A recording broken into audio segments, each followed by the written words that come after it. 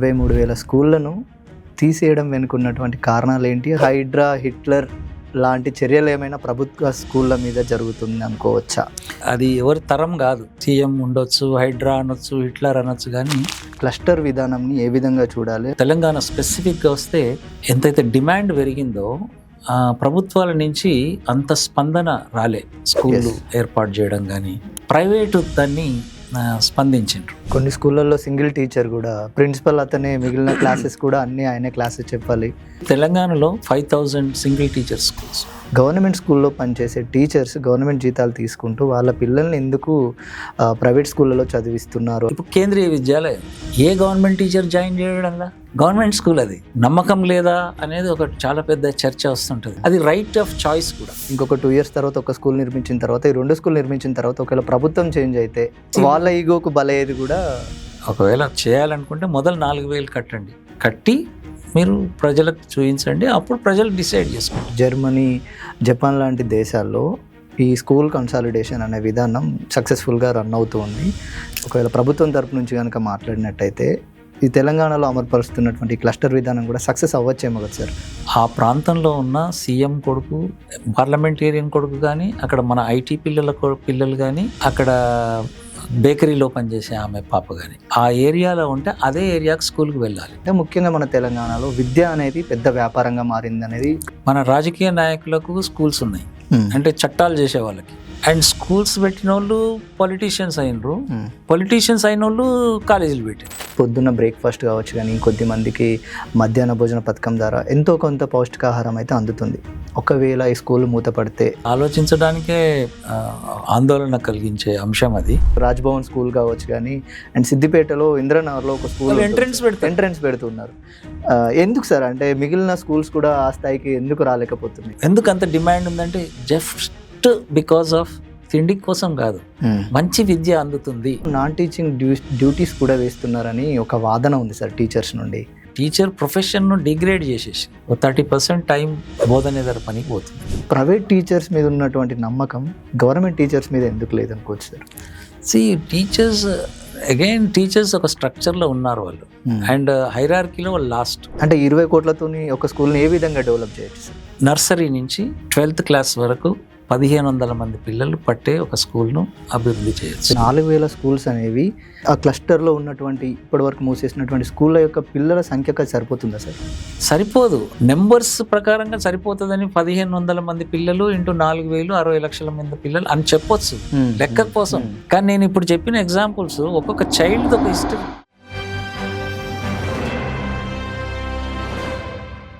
Hello, welcome to 3TV. So అయితే తెలంగాణలో 27,000 ప్రభుత్వ స్కూళ్లను 4,000 క్లస్టర్ స్కూళ్ళుగా మార్చాలన్న ప్రతిపాదనపై తీవ్ర చర్చ జరుగుతుంది.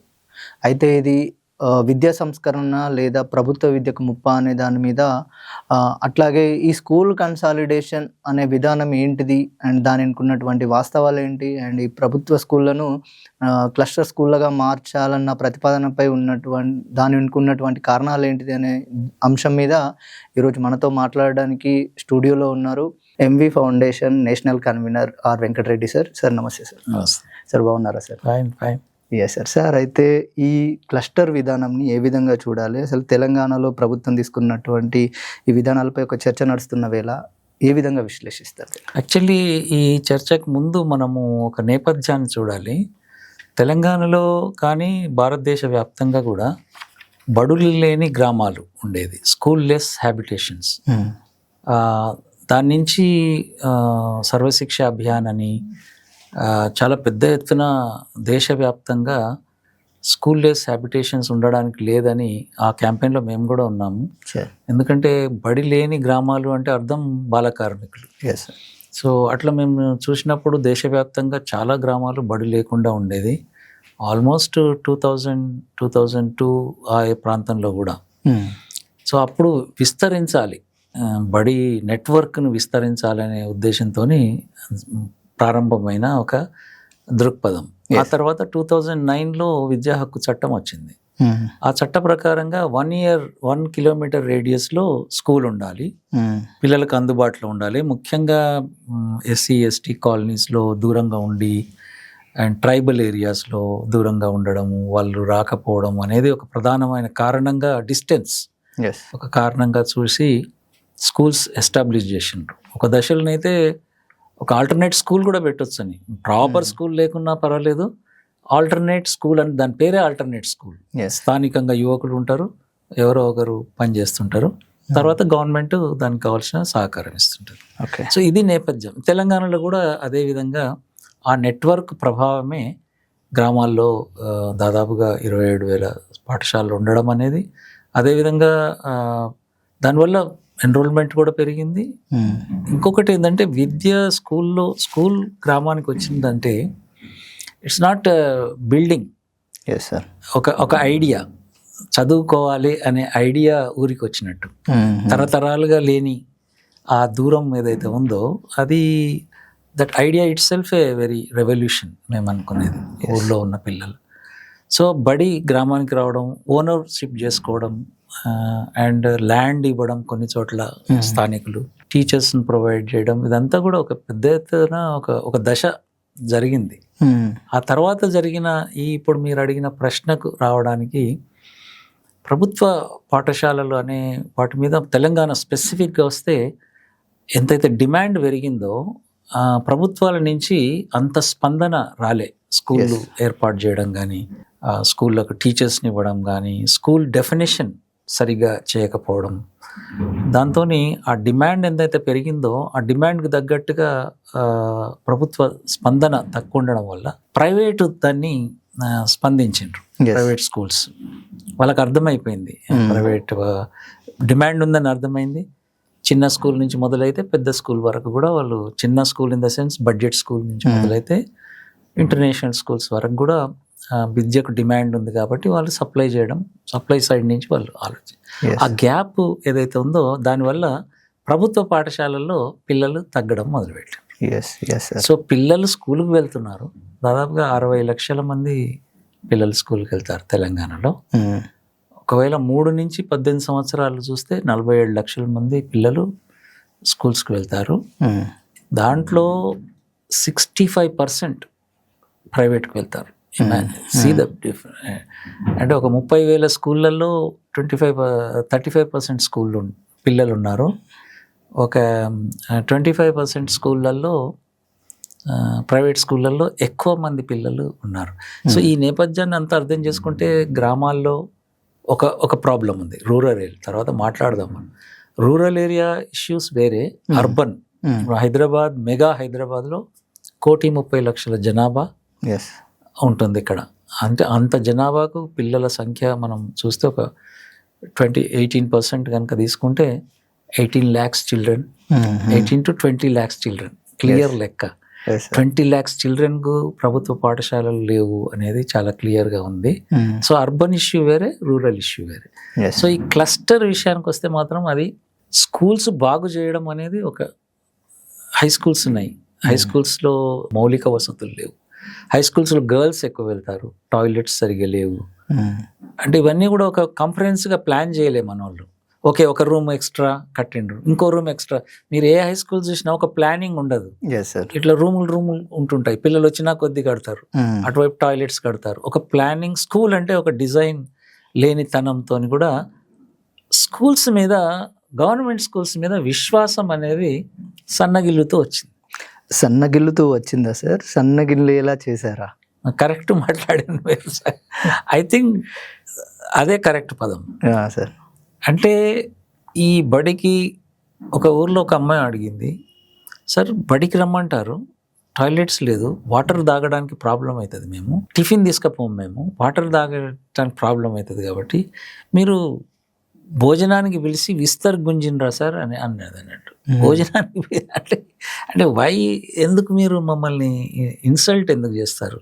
ఓకే, ఇది అంటే అది అంటే ఒక కన్సర్న్ లేనితనం కూడా ఒకటి. పిల్లలు ఎట్లాగో ప్రైవేట్కి పోతుండ్రని ఒక కన్సర్న్.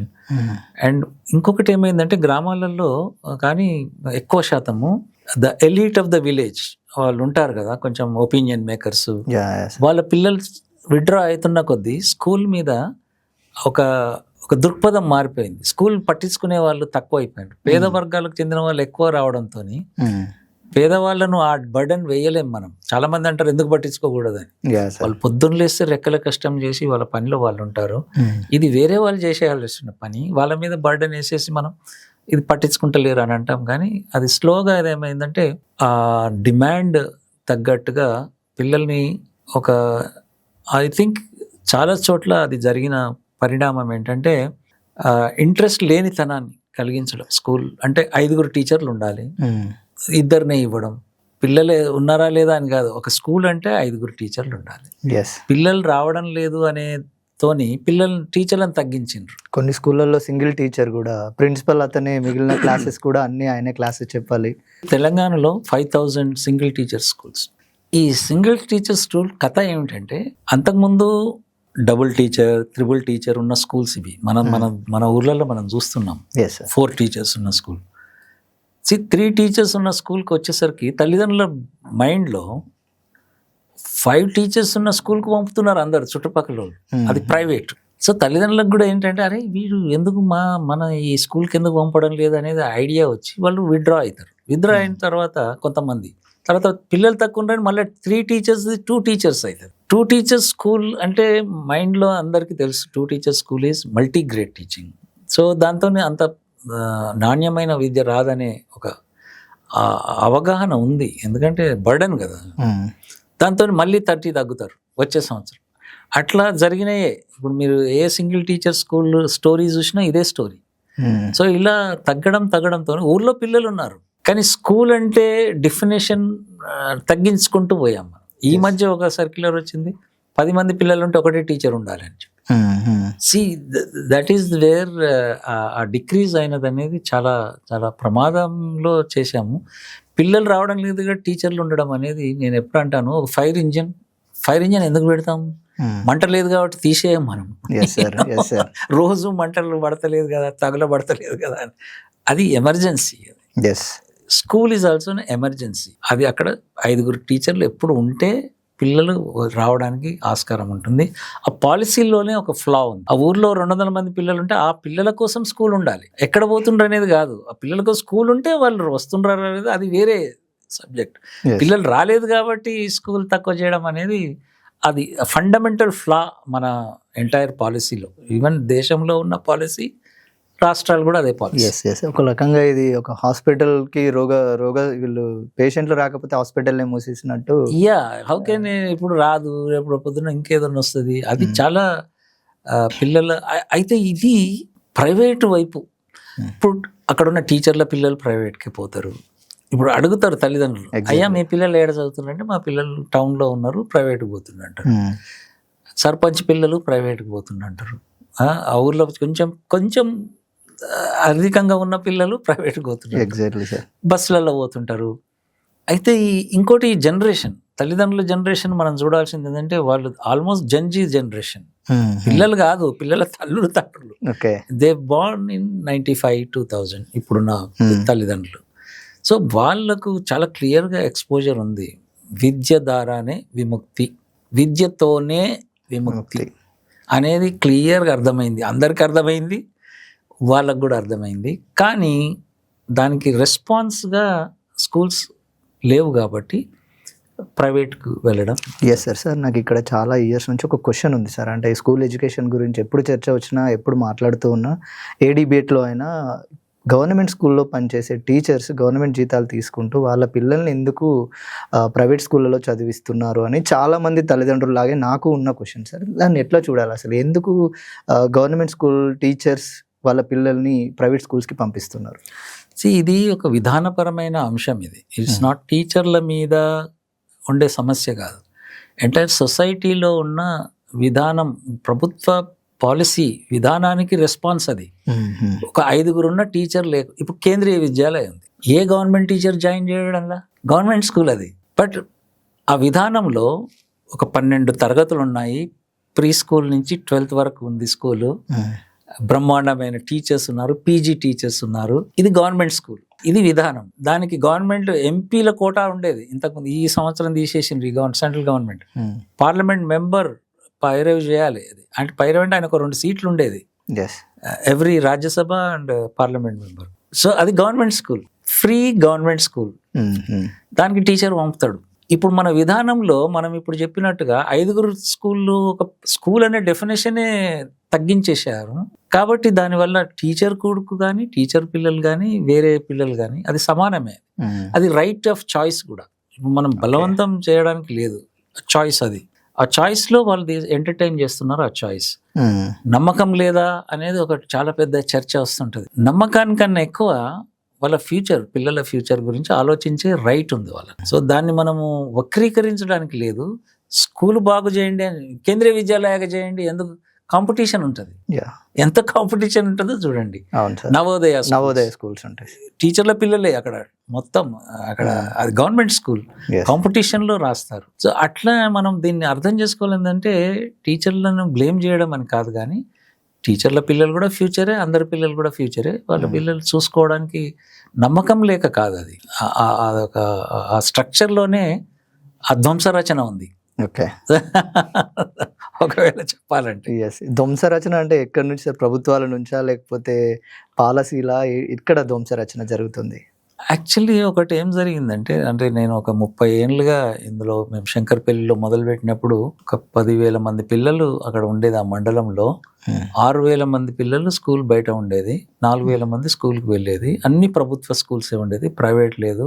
బయట ఉన్నప్పుడు స్కూల్స్ను ఇంప్రూవ్ చేయడానికి ఈ పిల్లలందరూ వచ్చిండ్రు. ఒక దశలో పిల్లలు చాలా మంది రావడం మొదలుపెట్టిండ్రు. ఆ రావడం మొదలుపెట్టినప్పుడు ఆ సెన్సిటివిటీ, మనం అనుకున్న సెన్సిటివిటీ ఏదైతే ఉందో, పిల్లల టీచర్లు వస్తున్నారు, టీచర్లు ఇవ్వాలి, స్కూల్ బిల్డింగ్లు బాగుండి కలకలలాడాలి. ఇప్పుడు ఈరోజు తెరిచిన స్కూల్స్, నేను ఈరోజు తార్నాకలో విజయ డైరీ స్కూల్కి పోయేస్తున్నా, ఆ ఫోటో మీకు పంపిస్తాను. సున్నమయ్యలేదు ఆ స్కూల్కు. ఒక 30 మంది పిల్లలు కూలిపోయే దశలో ఉంది. ఆల్ ప్రైవేట్ స్కూల్స్ చూడండి, బెలూన్స్తోని వాళ్ళని వెల్కమ్ చేయడం, కలర్ఫుల్గా ఉంటుంది. ఇది ఒక రోజు పోతుంటే వాళ్ళ పిల్లల్ని తయారు చేసి, 10 మంది ఉన్నారు ఒక క్లాస్లో, 7 తిని రాలే, బ్రేక్ఫాస్ట్ చేసి రాలే.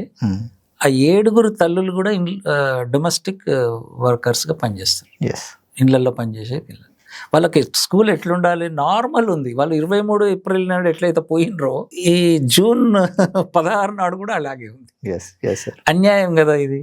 సో ఈ ధ్వంసరచనలో ఏమిటంటే, ఈ పిల్లల గురించి ఆలోచించే ఒక సమానమైన విద్యను అందించాలి, ఈక్వల్ ఎడ్యుకేషన్ ఇవ్వాలి అనేది మిస్ అయింది మనం పాలసీలనే. ఆ మిస్తోనే ధ్వంసరచన అక్కడి నుంచే స్టార్ట్ అయింది. పర్వాలేదులే, చదువుకుంటారులే అనే ఒక దృక్పథము, అండ్ స్కూళ్ళకు ఒక స్ట్రాంగ్ మెసేజ్ ఇవ్వకపోవడము, టీచర్స్ మీద బ్లేమ్ చేయడము. టీచర్స్ కనపడేది టీచర్స్ కాబట్టి వాళ్ళ చేతుల్లో కూడా ఏం లేదు, వాళ్ళ పాలసీలో లేరు, ఏ పాలసీలో కూడా లేరు. కాబట్టి ఎక్కడో దగ్గర థింకింగ్లోనే ఒక ప్రాబ్లం ఉంది అనేది మనకు అనిపిస్తుంది. సార్, అట్లాగైతే 27,000 స్కూళ్ళ నుండి దాదాపు 23,000 స్కూళ్ళను తీసేయడం వెనుకున్నటువంటి కారణాలు ఏంటి? అసలు ఈ 4,000 క్లస్టర్ స్కూల్గా మార్చడం వెనుకున్నటువంటి ఇదేమైనా ధ్వంసరచన అనుకోవచ్చా, లేకపోతే ఇంకేదైనా అనుకోవచ్చా? అట్లాగే ఈ మధ్య ఒక మీటింగ్లో, ఒక పెద్ద చర్చలో మన సీఎం రేవంత్ రెడ్డి గారు హైడ్రా అనేది నేను హిట్లర్ని ఇన్స్పిరేషన్గా తీసుకొని చేసిన అనేటట్టు ఒక రకమైన కొన్ని మాటలు మాట్లాడారు. అటువంటి హైడ్రా, హిట్లర్ లాంటి చర్యలు ఏమైనా ప్రభుత్వ స్కూళ్ళ మీద జరుగుతుంది అనుకోవచ్చా? యాక్చువల్లీ అది ఎవరి తరం కాదు.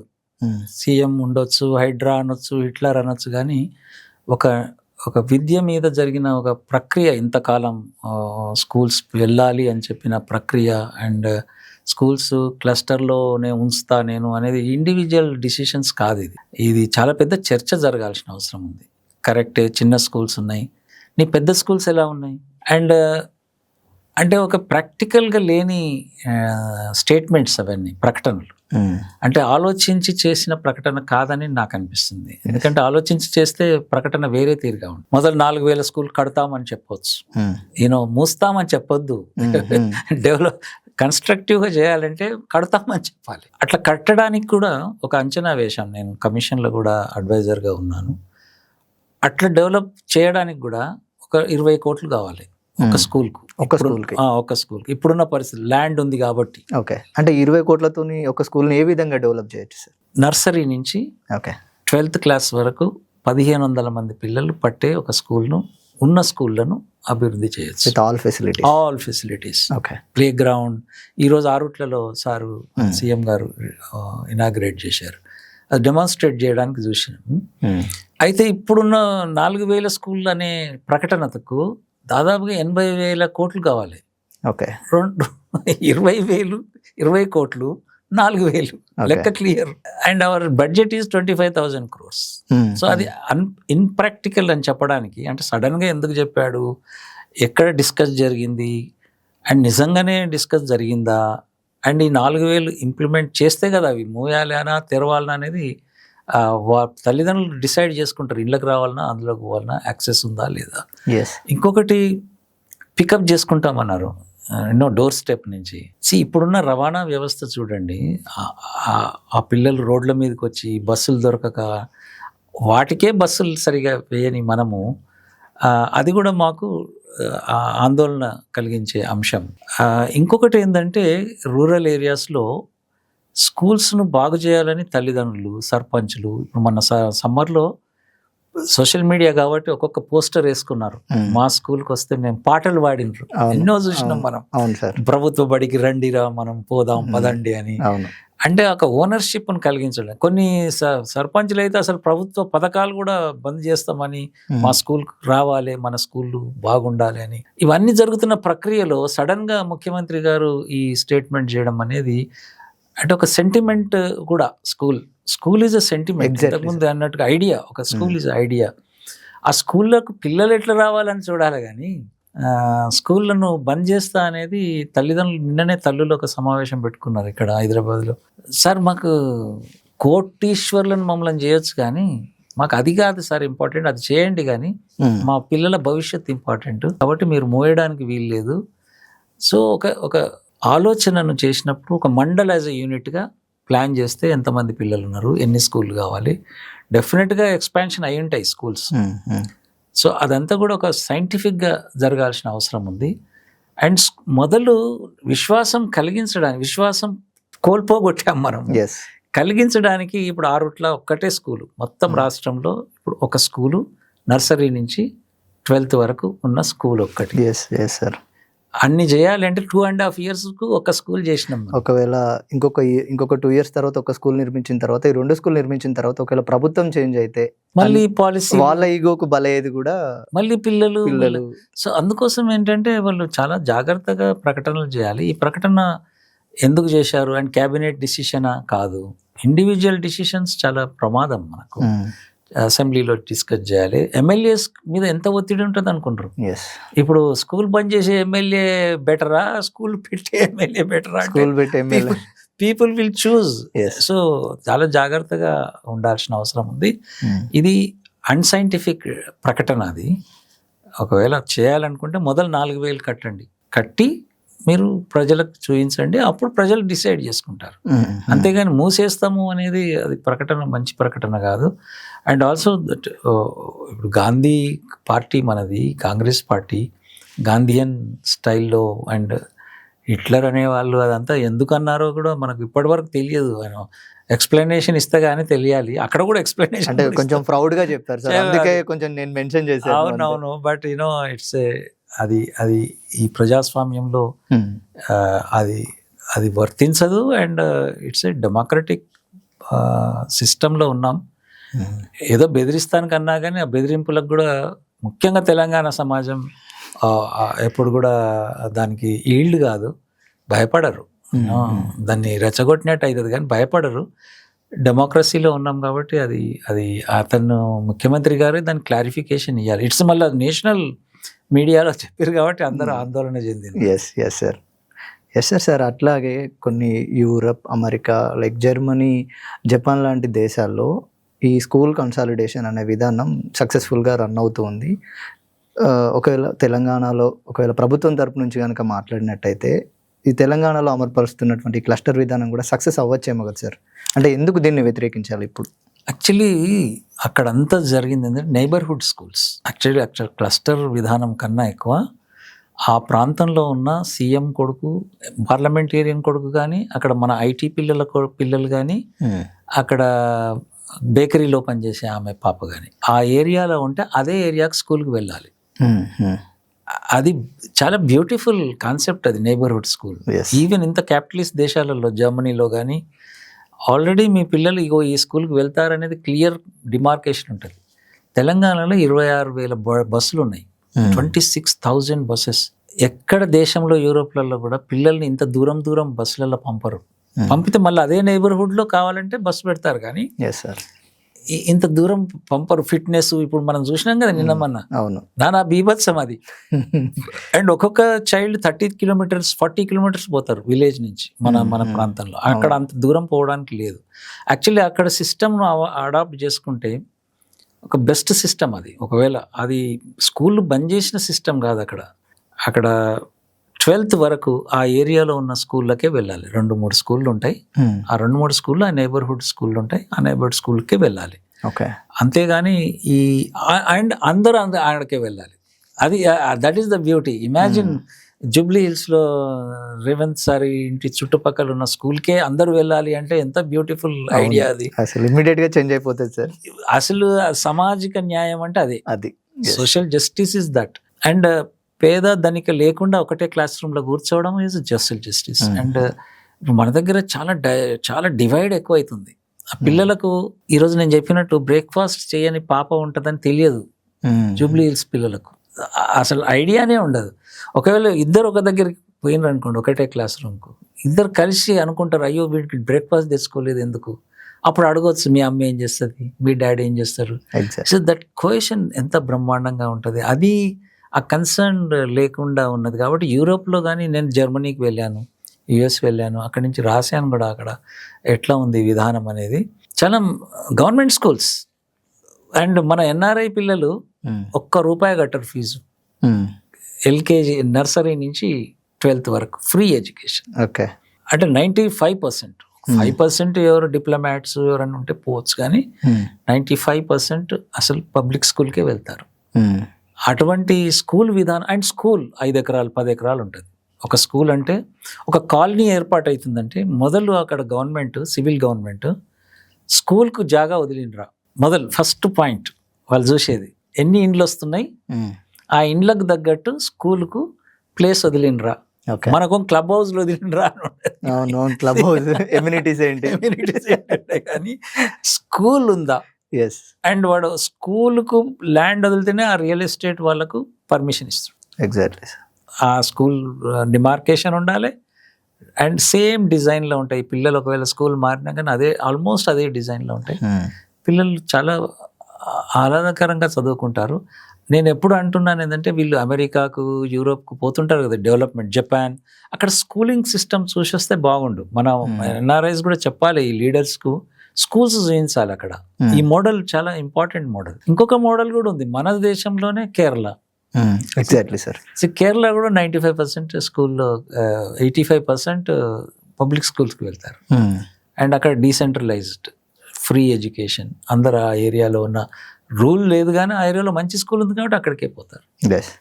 సో అది మనము ఎక్కడో మిస్ అయినాం. ఒక దశలో ఉండే అందరు ఒకటే స్కూల్కి పోయేది. మా చిన్నప్పుడు మా ఊర్లో ఉన్న స్కూల్కి అందరం పోయేది, కానీ పిల్లలందరూ రాకపోయేది. సగం పిల్లలే వచ్చేది. ఇప్పుడు అందరు పిల్లలు వస్తున్న క్రమంలో ఈ సగం పిల్లలు షిఫ్ట్ అయింది. ఆ సోషల్ స్టేటస్ షిఫ్ట్ అయిపోయి ప్రైవేట్కి వెళ్ళిపోయారు. ఈ బడులన్నీ ఇప్పుడు మొదటి తరం కి చెందిన పిల్లల బడులే, ఈ పిల్లలే ఉన్నాయి ఇప్పుడు. తల్లిదండ్రులు పేదవాళ్ళు.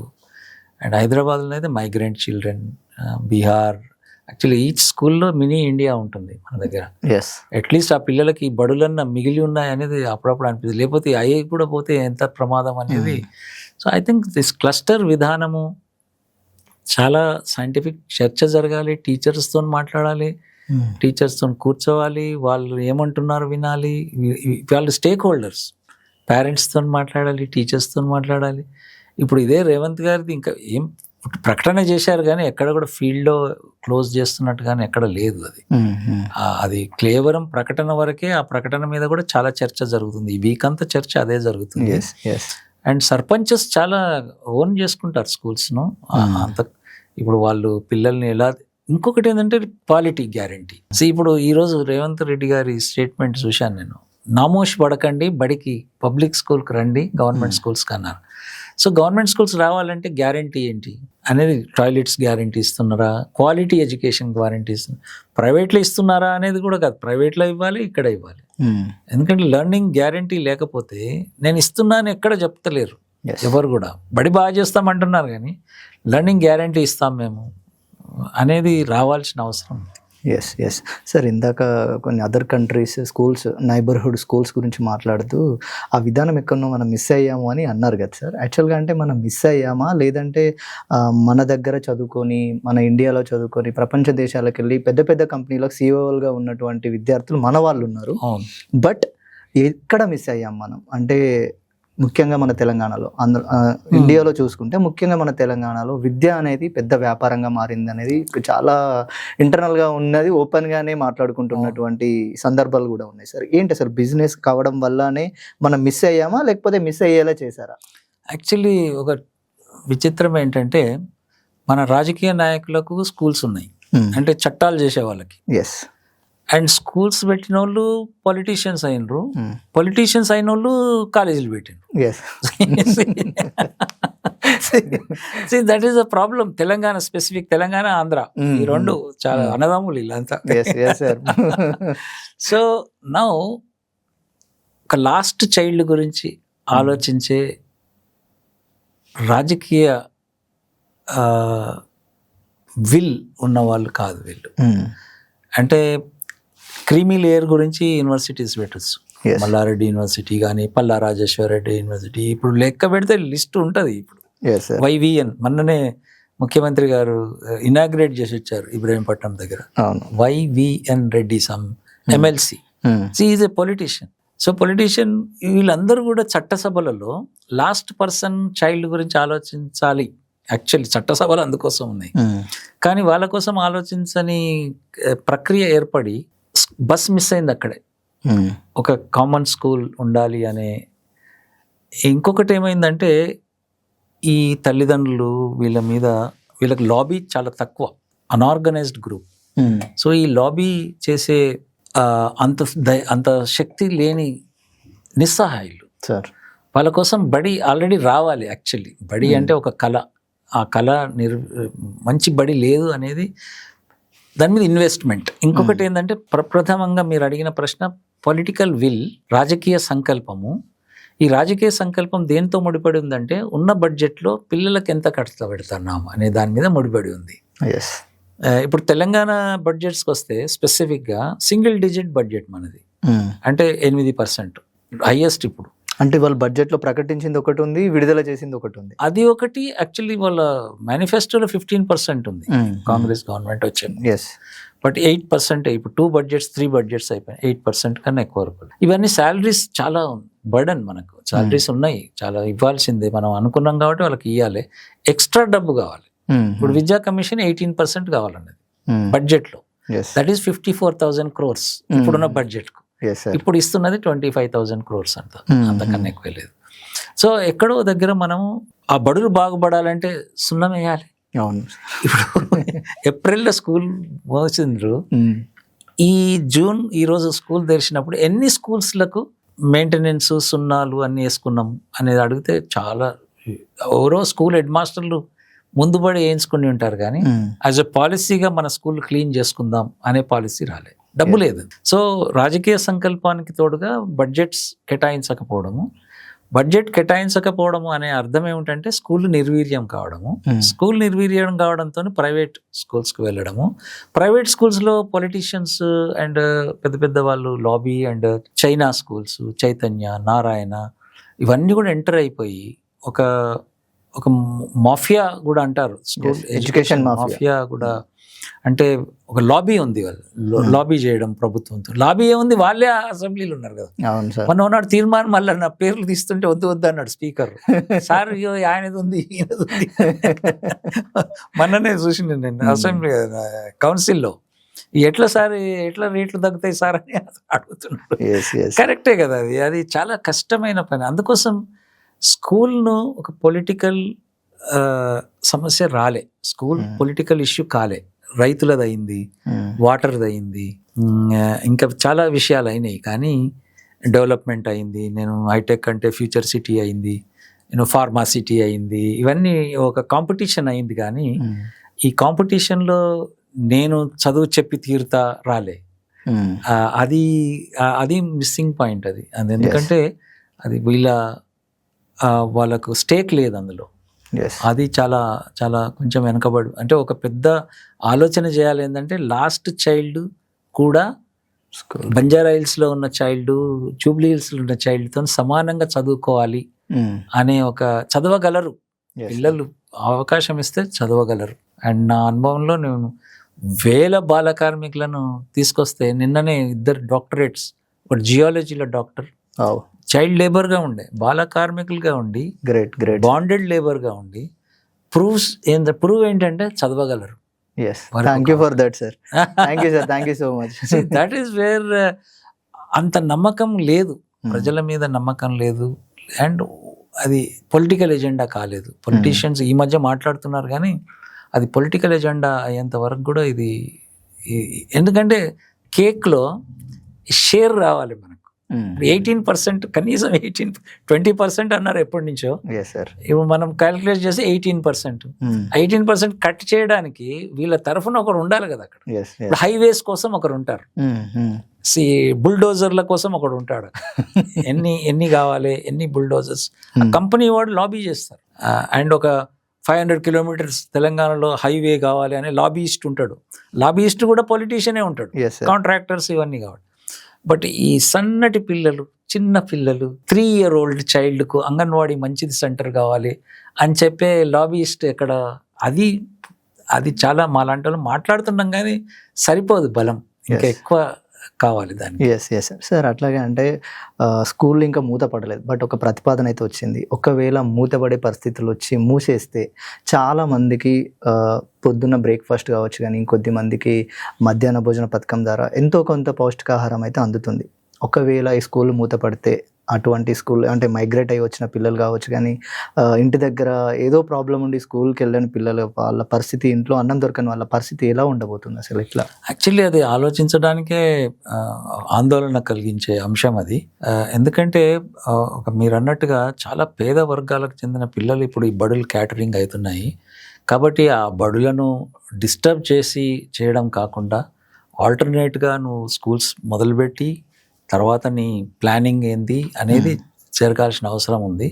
ఇప్పుడున్న స్ట్రక్చర్స్ను డిస్టర్బ్ చేసి వెంటనే ఏదో మార్చేస్తాం అనే దానికి భిన్నంగా, ఎందుకంటే పిల్లలు డ్రాప్ అవుతారు. ఇప్పుడు ఒక స్కూల్ గురించి చెప్తాను నేను. సీతాఫల్ మండిలో అంతకుముందు గవర్నమెంట్లో ఉన్న ఎమ్మెల్యే గారు మంచి స్కూల్ కట్టాలని ఆయనదో కళ ఉండే. డిగ్రీ కూడా ఇక్కడే, ఇంటర్ కూడా ఇక్కడే, స్కూల్ కూడా ఇక్కడే. అయితే అది డిమాలిష్ చేసి మంచి డిజైన్తో ఆయనకు పర్మిషన్ వచ్చింది, డిమాలిష్ చేసిండ్రు. డిమాలిష్ చేసిన తర్వాత కట్టాలిగా స్కూల్, పవర్ పోయింది, పార్టీ ఓడిపోయింది, సో వాళ్ళకు ఫండింగ్ రాలేదు. ఇప్పుడు ఈ రోజు కూడా ఉంది అట్లనే కూలగొట్టు. సో ఆ పిల్లల్ని ఏం చేసిందంటే పక్కకున్న ఒక స్కూల్కు పంపించిండ్రు. పక్కకు అంటే అర్థం పక్కకు కాదు, 2 kilometers 3 kilometers.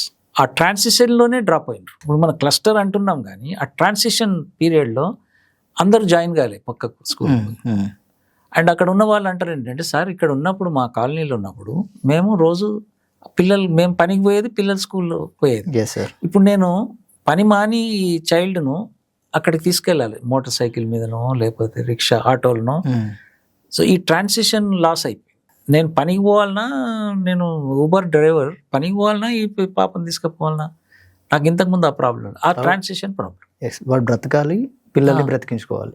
And local school లేకపోతే అది చాలా అయితే అందులో డ్రాప్ అయినారు చాలా మంది. గర్ల్స్ డ్రాప్ అయినారు. గర్ల్స్ ఇమీడియట్ ఎఫెక్ట్ అయితే. ఇప్పుడు నేను చెప్పిన తార్నాక స్కూల్ కూడా, విజయ డైరీలో ఉన్న గవర్నమెంట్ స్కూల్ కూడా ఒక ఆర్డర్ ఇచ్చారు. 1.5 kilometers స్కూల్ ఉంటుంది, మేము ఈ బిల్డింగ్ కూలుతుంది కాబట్టి పంపిస్తామని. పంపిస్తామని చెప్పినంత ఈజీ కాదు కదా. Class 1 child is 5 year old, 2 kilometers ఎట్లా పోతాడు? ఇవన్నీ ఆలోచించాల్సి. క్లస్టర్ స్కూల్ అంటే ఇవన్నీ ఉంటాయి. అండ్ ఇవన్నిటిని దృష్టిలో ఉంచుకొని స్కూల్స్ మ్యాపింగ్ చేసి ప్రాపర్గా మీరు స్కూల్ అందుబాటులోకి తెచ్చి ఆ ఆప్షన్ ఇచ్చి, గ్రామంలో స్కూల్ ఉండాలి, పెద్ద స్కూల్ కట్టు, ఆప్షన్ ఇవ్వండి. ఆ ఆప్షన్తోని తల్లిదండ్రులు డిసైడ్ చేసుకుంటారు. Yes. అది చాలా ముఖ్యమైన, అదే కమిషన్లో కూడా మనం చేసిన రికమెండేషన్. ఏ స్కూల్ మూయొద్దు, చాలా క్లియర్గా కమిషన్లో. చాలామంది అనుకుంటున్నారు కమిషన్ ఇచ్చిందా ఏంది రికమెండేషన్ అని. స్కూల్స్ బాగు చేయాలని చెప్పింది నిజమే, కానీ ఆప్షన్స్ క్లోజ్ చేయొద్దు అనేది ఖచ్చితం. ఓకే, స్కూల్ను ఎక్కడ క్లోజ్ చేయకండి. బట్ ఈ స్కూళ్ళను తెలంగాణ పబ్లిక్ స్కూల్ అని పేరు పెట్టాం. ఆ స్కూళ్ళను ఓపెన్ చేయండి విపరీతంగా. అప్పుడు ఆప్షన్స్ తల్లిదండ్రులకు ఇవ్వండి, Yes. వాళ్ళు చూసుకుంటారు. ఎస్, లేకపోతే ప్రమాదం. పిల్లల వ్యతిరేక చర్య అది. పిల్లల వ్యతిరేక చర్య అవుతుంది. స్కూల్స్ను క్లోజ్ చేసి ఈ స్కూల్ని కట్టకుండా ఆ స్కూల్ని క్లోజ్ చేయడం అనేది ముఖ్యంగా పేద వర్గాల పిల్లలకు, గర్ల్స్కు చాలా ఇబ్బంది అవుతుంది. ఎస్ ఎస్ సార్, ఒకవేళ గవర్నమెంట్ అన్న దాని ప్రకారమే చూసుకుంటే 4,000 స్కూల్స్ అనేవి ఈ ఇప్పుడున్నటువంటి ఆ క్లస్టర్లో ఉన్నటువంటి ఇప్పటివరకు మూసేసినటువంటి స్కూళ్ళ యొక్క పిల్లల సంఖ్యకు అది సరిపోతుందా సార్? సరిపోదు. ఇంకొకటి ఏంటంటే, సరిపోయినా కానీ నెంబర్స్ ప్రకారంగా సరిపోతుందని 1,500 మంది పిల్లలు ఇంటూ 4,000 60 లక్షల మంది పిల్లలు అని చెప్పొచ్చు లెక్క కోసం. కానీ నేను ఇప్పుడు చెప్పిన ఎగ్జాంపుల్స్ ఒక్కొక్క చైల్డ్ ఒక హిస్టరీ. ఎస్, ఒక్కొక్క చైల్డ్ ఒక అమ్మాయి అంటది మా ఊర్లో స్కూల్ ఉంటే పోతా లేకపోతే లేదు అన్నది అనుకోండి. ఇప్పుడు లేదు అక్కడ ఏసీ రూమ్లు ఉన్నాయి, అక్కడ స్కూల్ ఉంది అని ఎంత చెప్పినా, మా ఊర్లో స్కూల్ ఉంటే మా నాయనకు నేను సింగిల్ పేరెంట్, మా అమ్మకు నేను సహాయం చేసి స్కూల్కి వెళ్ళాలి అంటది అనుకోండి. ఎస్, ఇట్లా ఉన్నాయి కుటుంబాలు. Exactly sir. 25% తెలంగాణలో single women headed families house holds. 25%, అందులో 20% తీసేయండి, వాళ్ళందరికీ సౌకర్యాలు ఉంటాయి, ఎలీట్ అనుకోండి. ఇమాజిన్ అలా. ఇప్పుడు సింగిల్ పేరెంట్, సింగిల్ మదర్ ఉంటే ఆమె పాప ప్రాబ్లం వేరే. దగ్గర స్కూల్ ఉంటే ఆమె కూలికి పోతుంది, స్కూల్లో ఉంచుతుంది. ఇప్పుడు మేము గద్వాల్లో ఒకసారి కమిషన్ పోతే ఒక అమ్మ తల్లి అడిగింది, మీరు ఏంది సార్ 3 ఏళ్ల కోసం స్కూల్ ఎందుకు లేదు మీ గవర్నమెంట్లో, నర్సరీ ఎందుకు లేదు? నేను కూలికి పోతా, ఆ బస్సు వస్తే నేను బస్సులో 3 ఏళ్ల పాపను వేయాల్సి వస్తుంది, ఎందుకంటే స్కూల్ అక్కడ ఉంది కాబట్టి, ఇక్కడ ఎంట్రీనే లేదు, మీరు ఎందుకు ఆలోచించరు అని. ఎందుకంటే ఆమె కూలికి పోవాలి. అటువంటి ఫ్యామిలీస్ ఉన్నాయి మనవి. అంతే మారిపోయింది కదా, మీరు బంజారా హిల్స్, మీ ఆఫీస్ ఇక్కడే ఉంది కదా, అంత బిల్డింగ్లు ఉన్నాయి, మారిపోయింది అనడానికి లేదు. మన కులగణన సర్వేలో 78% సంవత్సరానికి 1,00,000 ఆదాయం ఉన్న కుటుంబాలు ఉన్నాయి. 78%. సో వాళ్ళకి ఏం కావాలి? మంచి ఆరోగ్యము అయిన వైద్యం, ఫ్రీ ఎడ్యుకేషన్ అయితేనే వాళ్ళు ఆ తక్కువ ఆదాయం నుంచి బయటపడతారు. అది మన లెక్క, మొన్ననే వచ్చింది అది. ఇవన్నీ దృష్టిలో పెట్టుకొని ఈ క్లస్టర్ ముచ్చట మాట్లాడాలి. ఆ పిల్లలకు అందుబాటులో లేకుండా చేయడం కాదు, ఆ పిల్లలకు వెసులుబాటు ఎట్లా ఉండాలి, ఆ పిల్లలకు మంచి విద్య ఎట్లా అందించాలి అనేది చాలా ముఖ్యమైన అంశం. ఎస్ ఎస్ అంటే సార్, కొద్దిమంది నిపుణులు కూడా అంటున్నటువంటిది ఏంటి అంటే, చిన్న చిన్న స్కూళ్ళల్లో చదవడం వల్ల పిల్లల్లో ఉన్న సృజనాత్మకతను వెలికి తీయడం అనేది కొంచెం ప్రాబ్లం అవుతుంది అని కూడా వాళ్ళు చెప్తూ ఉన్నారు. వాళ్ళు చెప్పింది కరెక్ట్, కానీ చిన్న స్కూళ్ళు కాదవి. ఆ ఊర్లో నుంచి ఇప్పుడు మీకు తెలంగాణ సీనరీస్ ఊహిస్తాం. 20 మంది ఉంటారు స్కూల్లో, టీచర్లు 2 పోతుంటారు ఆ స్కూల్. 70 మంది ఆ ఊరు నుంచి ఆటోలల్లో, బస్సులల్లో టౌన్లోకి పోతుంటారు. ఓకే, పిల్లలు లేక కాదు, చిన్న స్కూల్ కాదు అవి. చాలా వరకు చిన్నవి కొన్ని ఉండొచ్చు యాక్సెస్, కానీ బట్ ఆ స్కూళ్ళకి ఎందుకు పోతలేరు అనేది ప్రశ్న. మీరు దాని మీద మేధావులు అందరం ప్రశ్నించాల్సింది. ఆ ఊర్లో ఉన్న పిల్లలందరూ ఆ స్కూల్కి ఎందుకు రావడం లేదని దానికి విధానపరమైన కారణం. ఓకే, సో ఆ స్కూళ్ళను బాగు చేయండి, ఆ స్కూళ్ళకి పెయింట్ వేయండి మంచిగా, చూద్దాం ఒకసారి. అండ్ ఒక 5 టీచర్స్ ఇవ్వండి. ఇట్స్ లైక్ ఫైర్ ఇంజిన్ లాగా స్కూల్లో కూర్చోమనండి టీచర్లను. 5 టీచర్లు ఉండి 20 మంది పిల్లలు ఉంటే మిగతా పిల్లల్ని తీసుకురావడానికి ఒక పెద్ద చర్చ అవుతుంది కదా. ఆ పిల్లలు బయటికి పోతున్నారు, 50,000 60,000 ఖర్చు పెట్టి బయటికి పోతున్నారు ఊర్లో స్కూల్ దాటేసి. కాబట్టి ఇది మెజారిటీస్ విలేజెస్. నేను అన్నీ ఇట్లా ఉన్నాయి అంటలేను. తగ్గిపోవడానికి కారణాలు వెతకాలి, అండ్ తగ్గిపోవడానికి కారణాన్ని వెతికితే తప్ప, ఒక మంచి స్కూల్ ఏర్పాటు చేస్తే తప్ప ఆ పిల్లలు. ఇప్పుడు ఈ నైబర్హుడ్లో ఒక మంచి స్కూల్ ఉంటే మీ అప్లికేషన్ లైన్లు కడతారు. ఎగ్జాక్ట్లీ సార్, నేను కొన్ని స్కూల్ కూడా చూశాను తెలంగాణలో, లైక్ రాజ్భవన్ స్కూల్ కావచ్చు, కానీ అండ్ సిద్దిపేటలో ఇంద్రనగర్లో ఒక స్కూల్ ఎంట్రన్స్ పెడుతున్నారు. ఎందుకు సార్? అంటే మిగిలిన స్కూల్స్ కూడా ఆ స్థాయికి ఎందుకు రాలేకపోతున్నాయి? That is where we have to మనం అడగాలి, ప్రశ్నలు అడగాల్సిందే. అటువంటి స్కూల్ ఉన్నప్పుడు ఎందుకు అంత డిమాండ్ ఉందంటే జస్ట్ బికాస్ ఆఫ్ తిండి కోసం కాదు, మంచి విద్య అందుతుంది ఎగ్జాక్ట్లీ అనే ఒక బ్రాండ్ పడిపోయింది. టీచర్స్ మీద నమ్మకం ఏర్పడ్డది. అటువంటి నమ్మకాన్ని కలిగించడానికి వాళ్ళు ఎంత కృషి చేశారో, ఎస్ ఆ కృషిని మనము స్ప్రెడ్ చేసి గ్రామాలలో చెప్పి టీచర్స్తో మాట్లాడి ఇవన్నీ చేయడం ద్వారా, ఇంకొకటి ఏంటంటే నువ్వు కూలిపోయిన గోడలు ఉంటాయి, వస్తలేరు అంటే ఎవరు వస్తారు చెప్పు? ఈయన ఒక స్కూల్ టీచర్ టాయిలెట్ పోదామే స్కూల్కి వచ్చి, ఎందుకు మేడం అంటే వాష్రూమ్ లేదు. టీచర్ల పరిస్థితి అట్లా ఉంటే ఎందుకు అది ఎందుకు అడగదు అంటే ఇప్పుడు బయటకు పోయి మొత్తం ఇన్వెస్ట్ చేయాలి కదా దాని మీద. సో ఎక్కడో దగ్గర వీళ్ళు అన్నమాట మన చిన్న స్కూల్స్ మీద చాలా డిబేట్ అవుతుంది. చిన్న స్కూల్స్ రావడానికి ఏమిటి అనేది ప్రశ్న వేయాల్సిందే. ఇన్యాక్సెస్ చేయడానికి వీలు లేదు.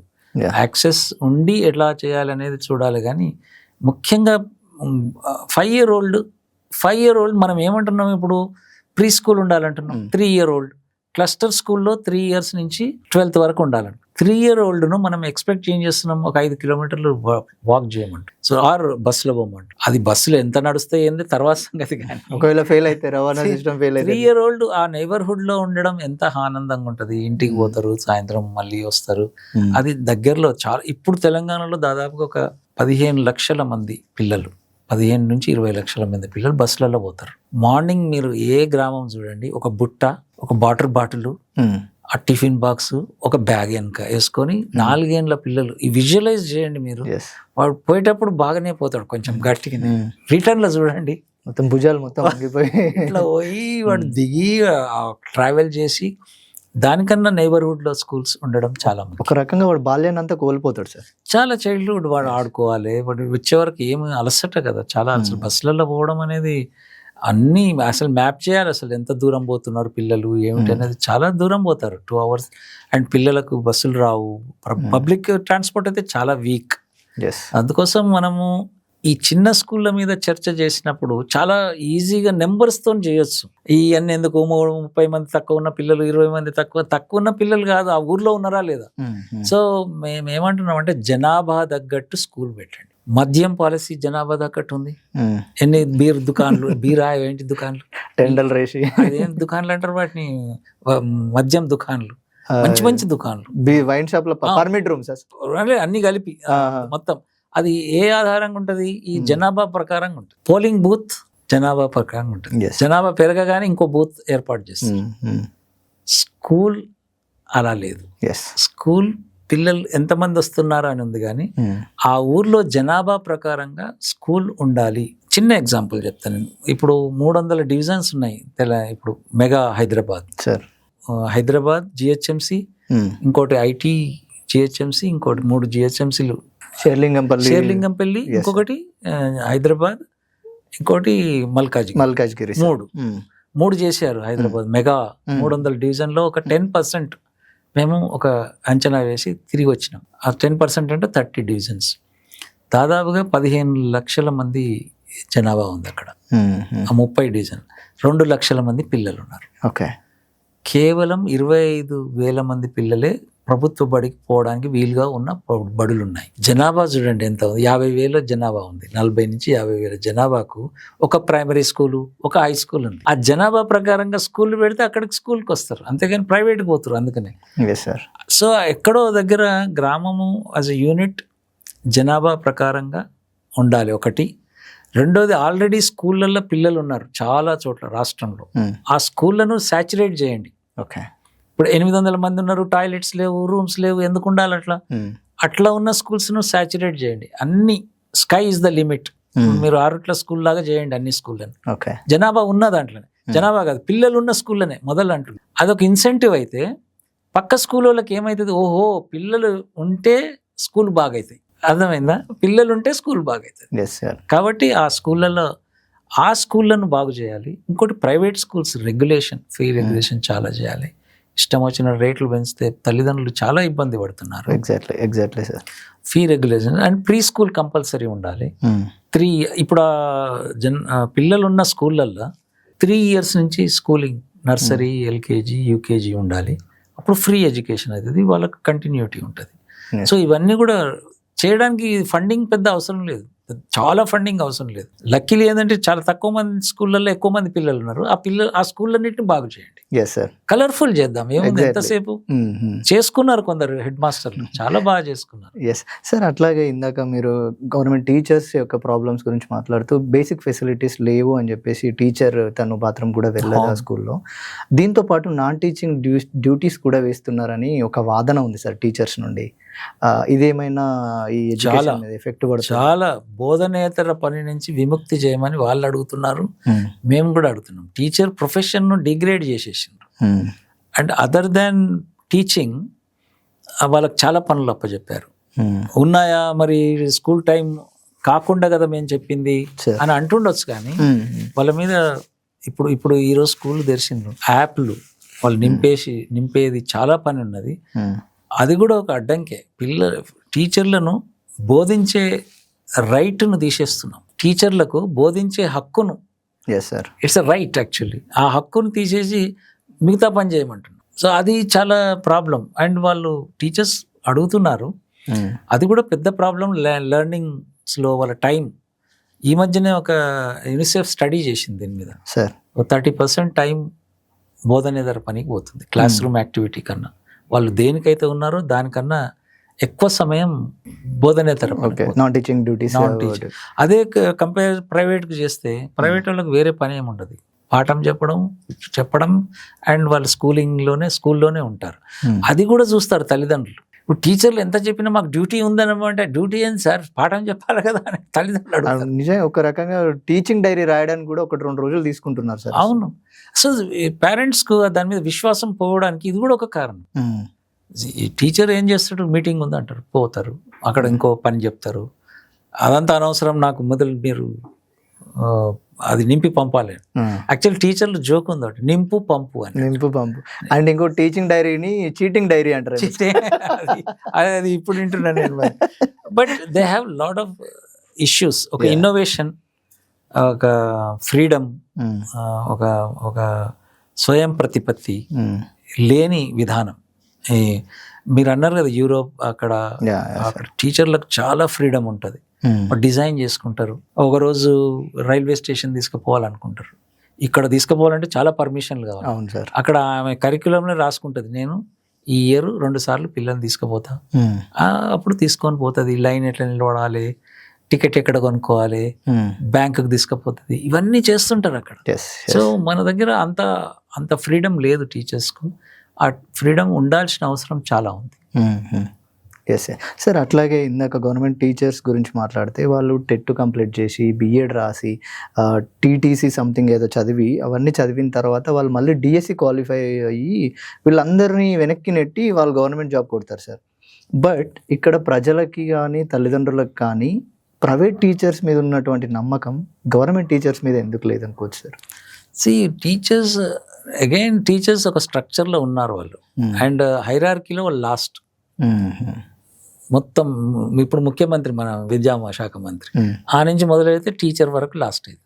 అండ్ సోషల్ హైరార్కీలో వాళ్ళ దగ్గరకు వచ్చే పిల్లలంతా పేరెంట్స్, లాస్ట్ స్ట్రాటస్ వాళ్ళు. వాళ్ళిద్దరి మీద మనం అందరం సవారీ చేస్తున్నాం అనిపిస్తుంది నాకు ఎప్పుడు. అంటే టీచర్స్తో నేను చాలా మాట్లాడతాను, వాళ్ళు చాలా ఆవేదన వ్యక్తం చేస్తారు, వినేవాళ్ళు లేరనేది వాళ్ళు చాలాసార్లు చెప్తారు. నేను ఒక టీచర్ దగ్గరికి వెళ్ళి, నేను మొన్ననే ఒక వ్యాసం రాశాను ఇక్కడ బహదూర్పల్లిలో. ఎంత కష్టపడి ఆ స్కూల్ను డెవలప్ చేసుకుంటున్నాడంటే అది డిపార్ట్మెంట్కి తెలియదు ఎక్కువ.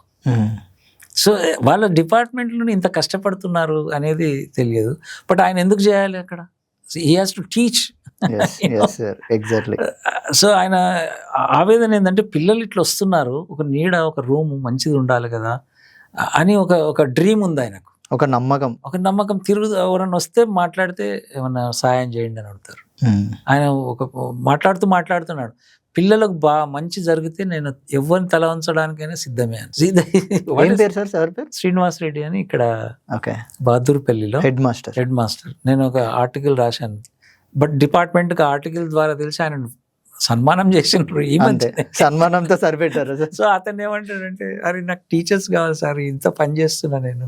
అట్లా టీచర్స్ చాలా మంది ఉన్నారు. ఇంకో దగ్గర టీచర్స్, ప్రకాశం జిల్లాలో మేము పనిచేసిన ఒక బోర్డు పెట్టారు, మీరు మా ట్యాక్స్ పేయర్స్, మేము మీకు పాఠం చెప్పి తీరుతాం మా బడికి తాండూరులో కూడా తిరుపతి అనే టీచర్ ఉన్నాడు, అతను కూడా ఒక ఫ్లెక్సీ కొట్టించి పెట్టాడు. ఆ ఊర్లో పిల్లలందరూ ఆయన స్కూల్కే వస్తున్నారు.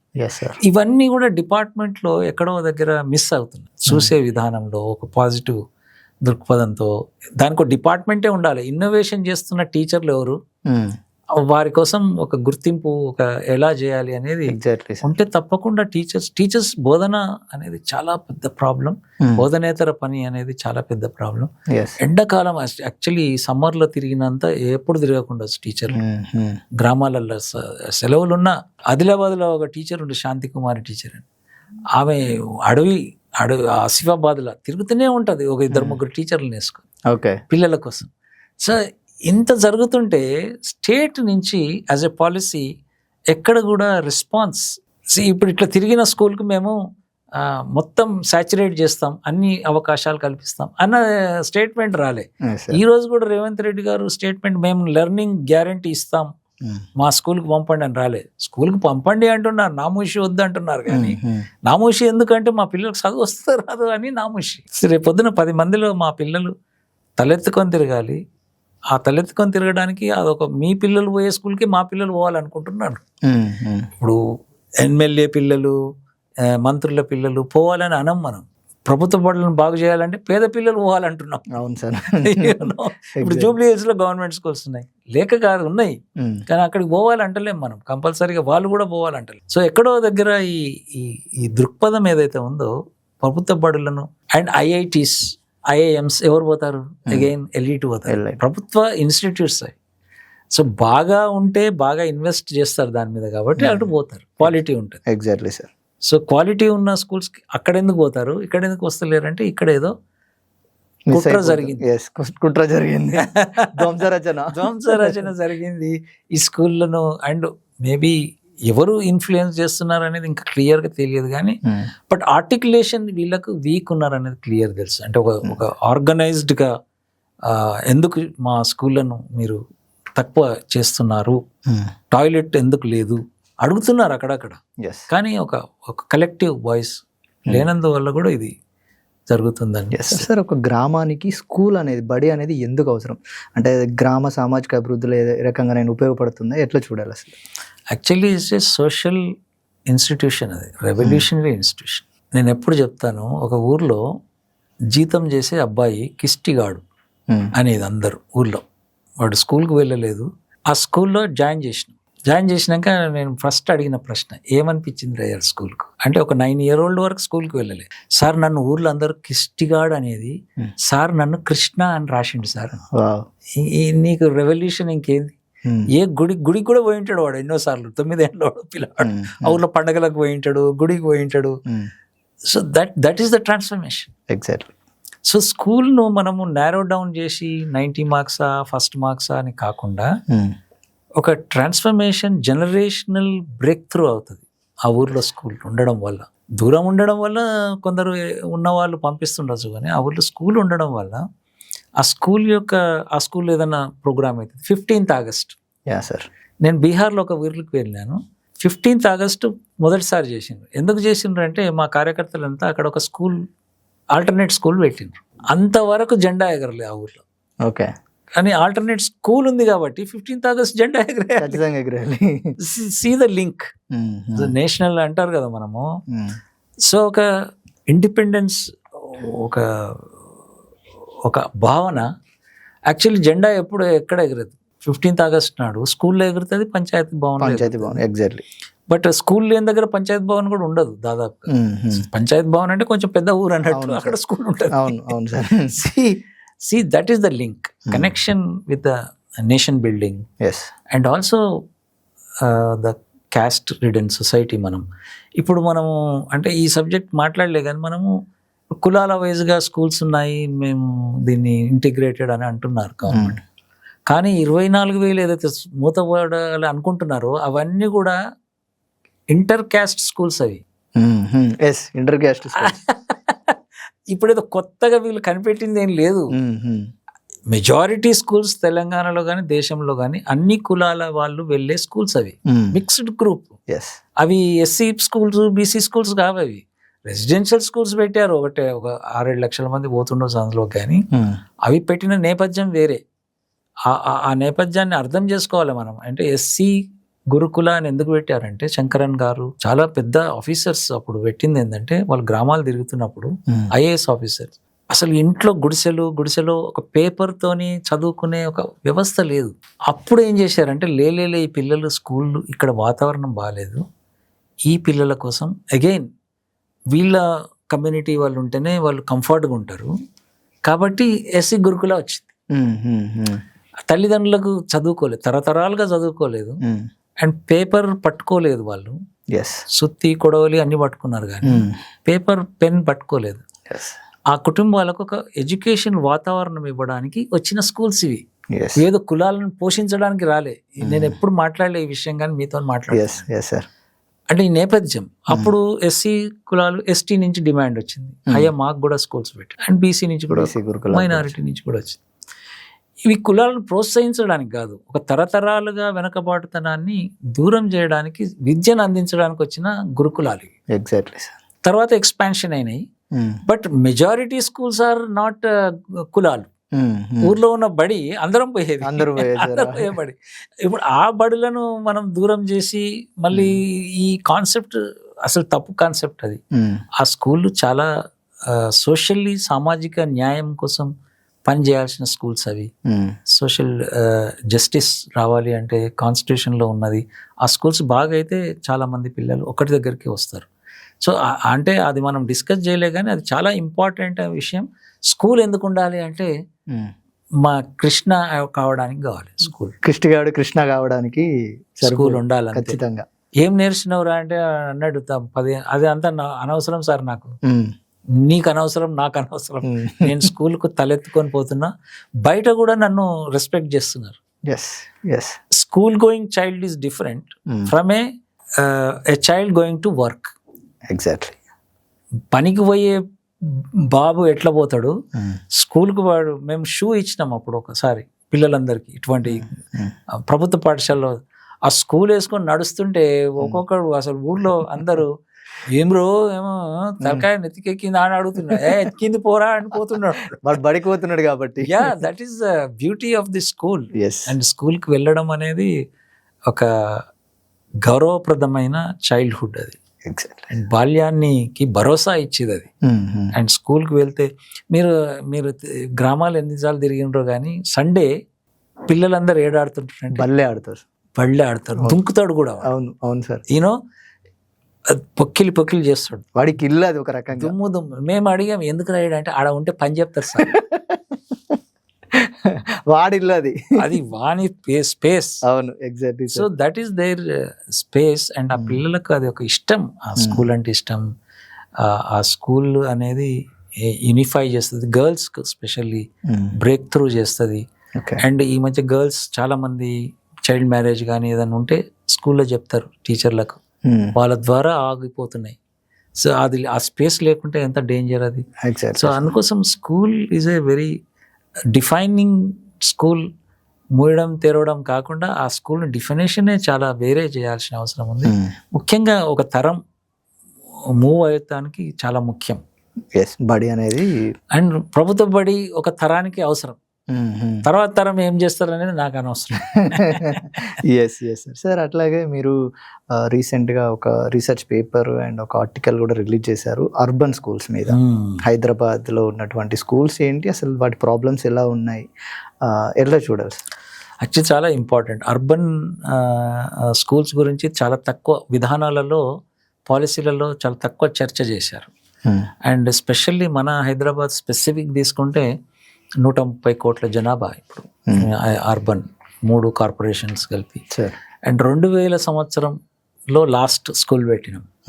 సో 26 ఇయర్స్లో ఫ్లో వచ్చింది, కానీ స్కూల్స్ పెట్టలేదు మనం. అండ్ ప్రైవేట్ వాళ్ళు పెడుతూ పోయినారు, ప్రైవేట్ పోతున్నారు. ఇప్పుడు హైదరాబాద్లో 7 లక్షల మంది ప్రైవేట్ పోతారు, 1 లక్ష మందే గవర్నమెంట్ స్కూల్స్ పోతారు. అది చాయిస్ కాదు ప్రైవేట్ పోవడం, అది కంపల్షన్ చేశాం, స్కూల్ లేదు కాబట్టి. సో ఆ యొక్క డివిజన్లో స్కూల్స్ ఉండాలనేది ఒకటి. అండ్ చాలామంది గ్రామాల నుంచి స్కూల్స్ కోసం వచ్చారు, గ్రామాలలో స్కూల్స్ సరిగ్గా నడుస్తలేవని వచ్చిన వాళ్ళు ఉన్నారు, పని కోసం వచ్చిన వాళ్ళు ఉన్నారు, వలస కోసం వచ్చిన వాళ్ళు ఉన్నారు, ఇంకా హైదరాబాద్లో ఒక 20% నార్త్ నుంచి వస్తున్న వాళ్ళు ఉన్నారు. ఈ పిల్లలందరికీ బాధ్యత ప్రభుత్వాలు తీసుకోవాలి, కేంద్రము రాష్ట్రము. ఎగ్జాక్ట్లీ. సో ఈ బాధ్యత తీసుకోవడానికి స్కూల్స్ ఏర్పాటు చేయలే. అది చాలా పెద్ద గ్యాప్ మేము చూస్తున్నాం. ఇంకా ఉన్న స్కూల్స్ చూడగా ఇప్పుడు నేను చెప్తున్న విజయ డైరీ స్కూల్ కానీ, సీతాఫల్ మండి స్కూల్ కానీ, ఇప్పుడు జవహర్ నగర్ అక్కడ ఒక ప్రైవేట్ ఇంట్లో నడుస్తుంది స్కూల్, అక్కడ 2 లక్షల జనాభా ఉంటుంది. ఓకే. జవహర్ నగర్ అక్కడ తగాదా పెట్టుకుంటున్నారు, అక్కడ తల్లిదండ్రులు ధర్నాలు చేస్తున్నారు, అక్కడ స్కూల్ సాధించి తీరుతామని. ప్రభుత్వ పాఠశాల సాధన కమిటీ, ఇక్కడనో మన ముఖ్యమంత్రి గారు క్లోజింగ్ కమిటీ. అది నిజం సార్. ప్రభుత్వ పాఠశాల సాధన కమిటీ వెంకటయ్య అని ఒక కన్వీనర్ ఉన్నాడు, దానికి మహిళలు వీళ్ళు చాలా కష్టపడుతున్నారు అక్కడ. అది పేపర్లో కూడా చాలా పెద్ద ఎత్తున వచ్చింది. అట్లనే ఇక్కడ సాధన కమిటీ, విజయ డైరీ సాధన కమిటీ, ఇట్లా స్కూళ్ళల్లో ఇంకొకటి స్కూల్స్ సరిపోవు కాబట్టి హాఫ్ డే నడుపుతారు. కొన్ని స్కూల్స్ ఉన్నాయి హైదరాబాద్లో. ఈ హాఫ్ డే నడపడం వల్ల పిల్లలు ఇంకో హాఫ్ డే ఎటు పోవాలి, ఈమె పనికి పోతుంది, ఆయన పనికి పోతాడు, పిల్లలు ఏడికి రావాలి, సెక్యూరిటీ, ఆ స్లమ్స్లలో ఎక్కడ ఉండాలి. హాఫ్ డే స్కూల్ ఉంటే ఎంత ధైర్యం ఉంటుంది తల్లిదండ్రులకు. హాఫ్ డే ఉన్నాయి హైదరాబాద్ స్పెసిఫిక్. అవును సార్. సో ఇట్లా ప్రభుత్వ స్కూల్స్ లేకపోవడం ఒక ఎత్తు అయితే, ఒక ఛాలెంజ్ అయితే, ప్రైవేట్ స్కూల్స్కు ఫీజులు ఇప్పుడు జూన్ వస్తే ఇండ్లల్లో పెద్ద టెన్షన్, ఎంత అంటే తగాదాలు అవుతాయి భార్య భర్తలకు కుటుంబాలల్లో. చల్ నేను బంద్ చేయిస్తా అంటాడు కోపంతో. అయ్యో వద్దా బాబు, మనమే చదువుకోలేదని ఈమె బతిలాడుతుంటది. నేను ఏమైనా ఉంటే ఇస్తా, గంటీలో ఏదో పుస్తకాడో ఇస్తా, అమ్ముకొని రా, ఫీజు అయితే కట్టకుండా ఉండకు, మందు బంద్ చేయి అంటది. మేము తిరుగుతుంటాం స్లాబ్లో. See this whole thing of demand for education చూడలే మనం, ప్రభుత్వం చూడకుండా ప్రైవేట్ వాళ్ళకు ఫీజులు కట్టలేకుంటే వాడు పోకూడదు. 50,000 40,000 మినిమం. అది చిన్న స్కూల్ అయితే ₹1,00,000 అవుతున్నాయి ఒక 9th క్లాస్ 8th క్లాస్కి పోతాయి. సో ఇట్లా 7 లక్షల మంది, ఓన్లీ యాక్చువల్లీ 25 లక్షల మంది రంగారెడ్డి, మేడ్చల్, హైదరాబాద్లో పిల్లలు ఉన్నారు. ఓకే. పాపులేషన్ తగ్గట్టే 1/3 పాపులేషన్ ఇక్కడ ఉంది. 60 లక్షల మంది పిల్లలకు టోటల్ స్టేట్లో 25 లక్షల మంది ఈ 3 జిల్లాల్లో ఉన్నారు. ఓకే. ఈ 3 అర్బన్లో ఉన్నారు. ఇంతమంది పిల్లలకు స్కూల్లో 20 లక్షల మంది పిల్లలు ఈ 3 జిల్లాలు కలిసి ప్రైవేట్ పోతారు. ఓకే. 20 lakhs, ఓన్లీ 5 lakhs ప్రభుత్వ బడులకు పోతారు, బడులు లేక. సో అది హైదరాబాద్ స్ట్రక్చర్లో డివిజన్ యాజ్ అ యూనిట్గా తీసుకొని అక్కడ ప్లానింగ్ స్కూల్. ఇప్పుడు 6 లాంటి స్కూల్ వస్తుంది, ఒక్కొక్క డివిజన్కు 6 లాంటి స్కూల్ కట్టాలి. స్థలం లేదు, కాస్ట్లీ అనడానికి వీలు లేదు. ఎందుకంటే చైల్డ్హుడ్ కన్నా కాస్ట్లీ ఏముంది నీకు? ఏం లేదు సార్, వాళ్ళే భవిష్యత్తు. వాళ్ళకన్నా కాస్ట్లీ కాదు. అండ్ చాలా చోట్లకు స్కూళ్ళకు జాగాలు ఇస్తున్నాం మనము, మాల్స్కి ఉన్నాయి, పెద్ద పెద్ద వాటికి ఉన్నాయి, కంపెనీస్కి ఇస్తున్నాము. ఇవన్నీ ఇస్తున్నాం కాబట్టి ప్రతి డివిజన్లో ఒక స్కూల్ ఉండాల్సిన అవసరం ఉంది. అది మిస్ అయింది యాక్చువల్లీ, అదే నేను రాసింది. అండ్ అర్బన్లో ఒకటి ఏంటంటే చాలామంది అన్ఆర్గనైజ్డ్ లేబర్, చాలామంది ఇళ్ళల్లో పనిచేస్తారు, ఆటో డ్రైవర్లు, చిన్న ఎక్కువ మంది. మనం హైదరాబాద్ అనగానే హైటెక్ సిటీ చూడడానికి వీలు లేదు. హైటెక్ సిటీ నడపడానికి ఎవరు? వీళ్ళు లేబర్స్. హైదరాబాద్ నడవడానికి ఎవరు? వీళ్ళు. వీళ్ళ పిల్లల కోసం ఆలోచించకుండా, అండ్ మన ఇండ్లు నడవడానికి ఎవరు? గృహ కార్మికులు. మనం ఆఫీస్కి పోవడానికి ఫెసిలిటేట్ చేస్తున్నారు వాళ్ళు. ఒక్క రోజు రాకుంటే చికాక్ ఆఫీస్లో నీ జాబ్ పోతుంది, చికాక్ ఎంత అంటే వాళ్ళు ఎంత ఈజీ చేస్తున్నారు మనకు, కానీ వాళ్ళకు మనం హార్డ్ చేశాం. అది నాకు నిన్ననే గృహ కార్మికుల దినోత్సవం, నిన్న ఇంటర్నేషనల్ డే. అక్కడికి పోతే వాళ్ళు ఒక్కొక్కరు చెప్తున్నారు, పిల్లల ఫీజులు ఎట్లా కట్టాలి సార్, మాకు ఒక రికగ్నేషన్ లేదు, మాకు ఈఎస్ఐ లేదు, మా రెంట్లు కట్టుకోవాలి, ఇల్లు లేదు, వచ్చి ఉంటున్నాం, పనిచేస్తున్నాం, 5 ఇళ్ళల్లో పనిచేస్తా, 6 ఇళ్ళల్లో పనిచేస్తా. సో వీళ్ళందరికీ కూడా ప్రభుత్వం ఫ్రీ ఎడ్యుకేషన్ ఇస్తే, ఇంకొకటి ఒక అమ్మాయి చెప్తుంది, సార్ మాకు కరెక్ట్ ఫ్రీ బస్ ఇచ్చారు, మమ్మల్ని కోటీశ్వరం చేయాలంటున్నారు. ఆమె ఆర్టికులేట్ చేస్తుంది, ఇవన్నీ ఓకే సార్, కానీ మా ఫ్యూచర్ పిల్లల కోసం కదా సార్ స్కూల్ ఎందుకు పెట్టావు అవును కదా సార్. ఇవన్నీ ఒక ఎత్తు అయితే స్కూల్ చాలా ముఖ్యం మాకు. ఎట్లా మీరు మర్చిపోయినరు అని అడుగుతుందా.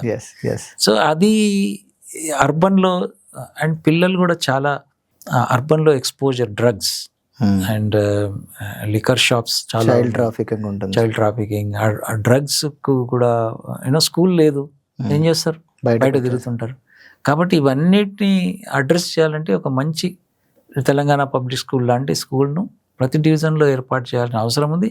ఇన్వెస్ట్మెంట్ అండ్ ఫైనల్లీ ముచ్చట ఏంటంటే you have to invest 18 to 20%. అప్పుడే నీ ప్రకటనలకు ఒక ఆస్కారం ఉంటుంది, కరెక్ట్ అనేది వస్తుంది. ప్రభుత్వాలు ఆ ఇన్వెస్ట్మెంట్ చేయాల్సిన అవసరం. 18% to 20% అయితే బడ్జెట్ అనేది అవసరం. అది నాన్ నెగోషియబుల్. దానిలో చర్చ లేదు. నువ్వు బాగా చేస్తాం అనుకుంటున్నావా, పైసలు ఉన్నాయా అని అడగాల్సిందే మనం. లేదు అంటే నీకు ఇంట్రెస్ట్ లేదని అర్థం. సార్ అట్లాగే ఈ జీరో ఎన్రోల్మెంట్ స్కూల్స్ గురించి ఏంటి సార్? అసలు జీరో ఎన్రోల్మెంట్ స్కూల్స్ని మూసేయాల్సి వస్తుంది కదా, అంటే గవర్నమెంట్ చెప్తున్నది ఏంటంటే దాని మీద పెట్టాల్సిన ఖర్చు ఎక్కువ అవుతుంది జీరో ఎన్రోల్మెంట్ స్కూల్స్ మీద అని. ఏంటి వాటి పరిస్థితి? యాక్చువల్లీ ఇంతకుముందు మాటలు జీరోకి తెచ్చినాం, మళ్ళీ అదే ధ్వంసరచన. జీరోకి ఎందుకు వచ్చినాము అంటే ఆ ఊర్లో పిల్లలు ఉన్నారు. నల్గొండలో ఒక ఊరు ఉంది, జీరో అయితే పోయినాం మేము. జీరో ఏం సార్, జీరో పిల్లలు అంటే పోయింది అంటుంది ఆమె. జీరో పిల్లలు ఉన్నారు, మీ స్కూల్ జీరో. మీరు జీరో, మీరు జీరో, మీ స్కూల్ జీరో. మీకు చేత కాదు బడి నడపడం, అందుకే మేము మా దారి మేము చూసుకున్నాం, పిల్లలు జీరో అనకు అని చెప్పింది. So no zero. That is ఆ పిల్లలు చెప్పిన, ఆ తల్లి చెప్పిన మాట అది. స్కూల్ క్లోజ్ అయింది ఎట్లా అని. బట్ ఈ జీరో అనే కన్నా ఎక్కువ ఆ స్కూల్ బాగా, ఇప్పుడు నేను చెప్పిన శాంతి కుమార్ అనే టీచరు, అది ఆసిఫాబాద్లో క్లియర్ గా రాసేసారు జీరో ఎన్రోల్మెంట్, స్కూల్ క్లోజ్ అని. ఆమె పోయి తగాదా పెట్టుకుని ఆ ఊర్లో జనాన్ని జమ చేసి, ఈ స్కూల్ కి మేము వస్తాము, మా టీచర్ మా కొలీగ్ వస్తారు, పంపించండి, మేము గ్యారంటీ ఇస్తాం అంటే తెరిచింది స్కూల్. అటువంటి స్కూల్స్ ను మనం గమనించాల్సిన అవసరం ఉంది. అటువంటి టీచర్స్ కూడా గుర్తించాల్సిన అవసరం ఉంది. ఉన్నారు టీచర్స్ ఉన్నారు. సరే, ఈ అర్బన్లో మూతపడుతున్నటువంటి స్కూళ్ళ పరిస్థితి అంటే ఒక రకంగా హిట్లర్ లాంటి చర్యలు ఏమన్నా ఉండి రియల్ ఎస్టేట్ వ్యాపారం ఏమైనా చేసే అవకాశం ఉంటుందా సార్ స్కూల్స్ని? అంత డీప్గా నేను స్టడీ చేయలేదు కానీ but land is very valuable. నేను గౌలిదొడ్డికి వెళ్ళాను. నేను అక్కడ టీచర్ కూడా ఆ స్కూల్ను, గౌలిదొడ్డి అంటే ఇటువైపు జయబేరి ఉంది, ఇటువైపు ఇంకేదో ఉంది, మొత్తం అసలు చుట్టూ ఓన్లీ స్కూల్ ఉంది. అక్కడ కలర్ఫుల్ గా ఉంటుంది సార్. ప్రభుత్వ స్కూల్ ఉంది, బట్ ఏమి లేదు, దాని మీద ఇన్వెస్ట్మెంట్ లేదు. ఆయన పోయి అడుక్కొచ్చిండు, అక్కడ ఇక్కడ తెచ్చిండు. కాంపౌండ్ వాల్ లేదు. ఆ టీచర్ వరీ ఏంటంటే ఈ కాంపౌండ్ లేకుంటే ఎంకరేజ్ అవుతుంది నా స్కూల్. ఎవరైనా కాంపౌండ్ వాల్ కట్టవలసిందే, ఏం చేయాలి అంటే నేను letter director of school education రాస్తున్నా. అయితే ఆ స్కూల్ గమ్మత్ ఏంటంటే ఒక 10 ఏళ్ళ కింద ఇంకో సార్ ఉండేనట, ఆ సార్ పేరు ఏదో ఉన్నారు, ఆయన తగాదా పెట్టుకొని ఆపిండు ఎంకరేజ్మెంట్. సో ఇటువంటి టీచర్స్ ఉన్నారు. ఇటువంటి టీచర్స్ లేకపోతే మూతపడిపోతుండే, ఎంకరేజ్ చేస్తే అయిపోయాయి స్కూల్. అక్కడ ఒక 800 మంది పిల్లలకు స్కూల్ నడుస్తుంది అక్కడ ఉన్న, మళ్ళీ మనం అనుకుంటున్న కమ్యూనిటీకి. జైబేరి వాడు రాడు ఎట్లాగో, ఆ జైబేరిలో పనిచేసే కార్మికులు, శ్రామికులు, వాళ్ళ పిల్లలు ఆ స్కూల్కి వస్తున్నారు. Exactly sir. Thank you so much. And మీరు ఎడ్యుకేషన్ గురించి చేస్తున్నటువంటి వర్క్ కావచ్చు, అట్లాగే మా భవిష్యత్ తరాల పిల్లల కోసం కావచ్చు, కానీ మా కోసం చేస్తున్నటువంటి ఈ యొక్క వర్క్ కావచ్చు. And thank you so much. And మీరు ఈ మధ్యలో మెన్షన్ చేశారు ఒక 2 లేబర్స్ని PhD వరకు తీసుకొచ్చాము అని. Thank you so much sir. Thank you everything. So ఇది ప్రస్తుతం తెలంగాణ గవర్నమెంట్ 27,000 స్కూళ్ళ నుంచి దాదాపు 23,000 స్కూళ్ళను క్లోజ్ చేయాలనే ఒక ప్రతిపాదన అయితే తీసుకొచ్చి క్లస్టర్ స్కూల్ విధానాన్ని తీసుకొచ్చింది. క్లస్టర్ స్కూల్ విధానాన్ని వ్యతిరేకించడం లేదు, బట్ అంతకంటే ముందు దానికి దారితీసినటువంటి పరిస్థితులను కూడా మనం చక్కదిద్దుకోవాలి అని అయితే చర్చలో భాగమైంది.